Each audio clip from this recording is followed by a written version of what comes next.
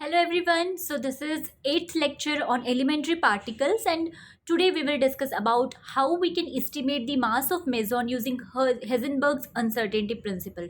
Basically it is based on Yukawa's prediction. So what is meson theory of nuclear force?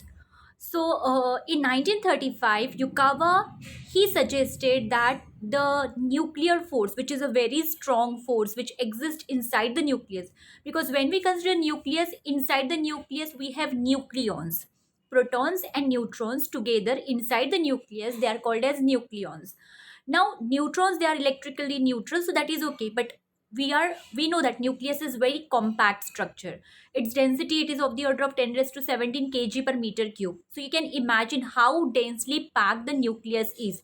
Inside that nucleus compact structure, we have protons which are positively charged. Naturally, they will repel each other, but still the nucleus is holding this positively charged nucleons together with a strong nuclear force. So what is the origin of this strong nuclear force?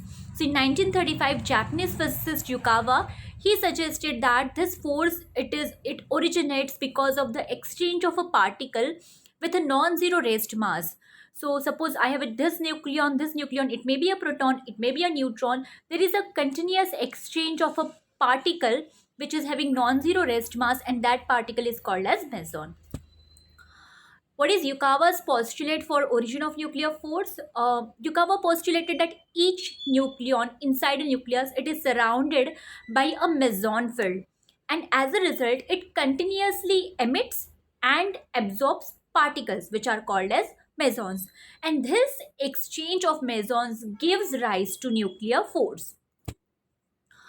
But we call these mesons at times as virtual mesons. So what is the difference between mesons and virtual mesons? The emission of meson, suppose I consider a nucleon, it may be a proton or a neutron, it is emitting a meson.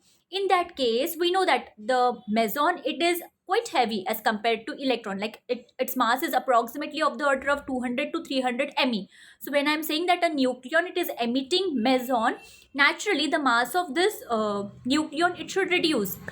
So this decrease of mass, it was not observed, and thus the exchange of meson, it must take place. Why we are not able to see the decrease in mass?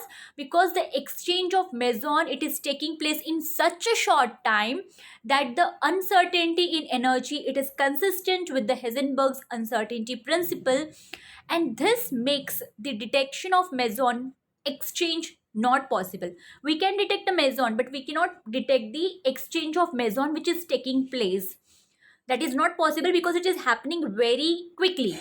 And so the mesons in the exchange process, they are referred to as virtual mesons. Now, how we can estimate the mass of meson using Heisenberg's uncertainty principle? Now, if I consider a nucleon which emits a virtual meson, suppose I name that meson as pi, which is having a rest mass m pi. Now, this meson will lose an amount of energy, delta E, which is given by mc square. So here m is m pi, so m pi c square. So basically I will consider this reaction proton. It gives out proton plus pi meson. Now usually the proton mass must decrease, but it is found to be constant because again this meson, it is absorbed by the proton.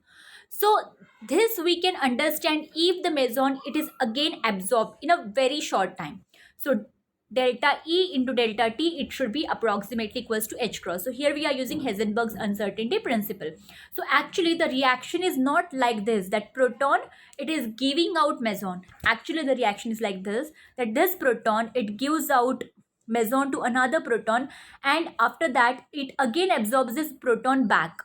So this, that is a complete reaction. So this delta T, we know that it is approximately equals to H cross by delta E. We know the value of delta E, it is m pi c squared. So we are getting delta T equals to H cross upon m pi c squared.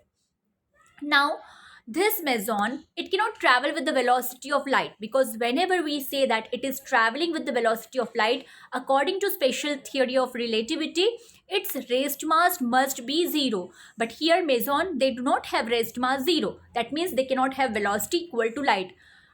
On the other hand, meson, they cannot travel very slowly even. because if we will consider that they are moving very slowly, in that case it would lead to much shorter range and than what is we experimentally observed.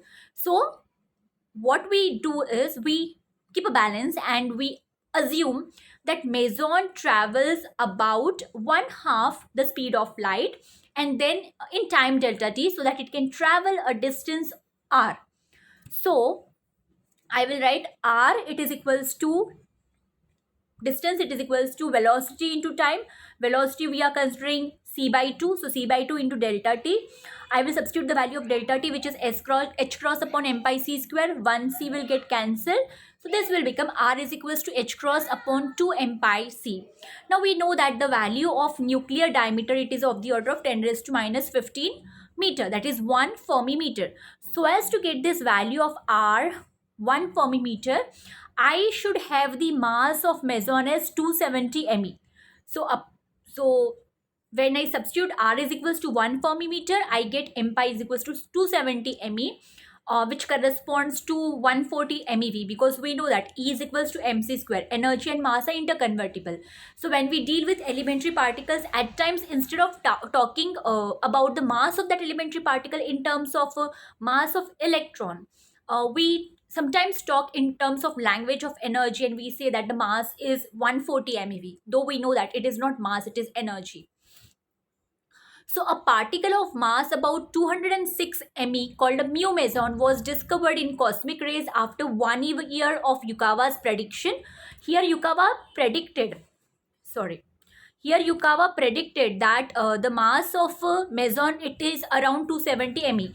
After his prediction, a physicist found a particle of mass about 206 Me, which was named as mu meson in the cosmic rays, and this mu meson were able to penetrate very large thickness of matter without interacting with the nuclei. And after 12 years, pi mesons, or what we call as pions, they were discovered.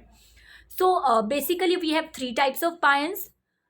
Each nucleon, it is continuously emitting and absorbing pions. So basically we have three types of pions: pi 0, pi plus, and pi minus. So neutron, it interacts with another neutron with pi 0 meson, or you can write, or you can say proton, it interacts with another proton with pi 0 meson. There is a continuous exchange of, here you can see that this neutron and this neutron, they are continuously exchanging pi 0. Same is true for proton. If you take the example of interaction between proton and neutron, there is a continuous exchange of pi plus. So this proton, it will exchange pi plus particle with neutron, and neutron, it will exchange pi minus particle with proton, that way. So that is all about the meson theory, Yukawa's meson theory, and how we can estimate the mass of meson using Heisenberg's uncertainty principle. Thank you. Thank you so much. If you have liked my video, please like, share, and subscribe. Thank you.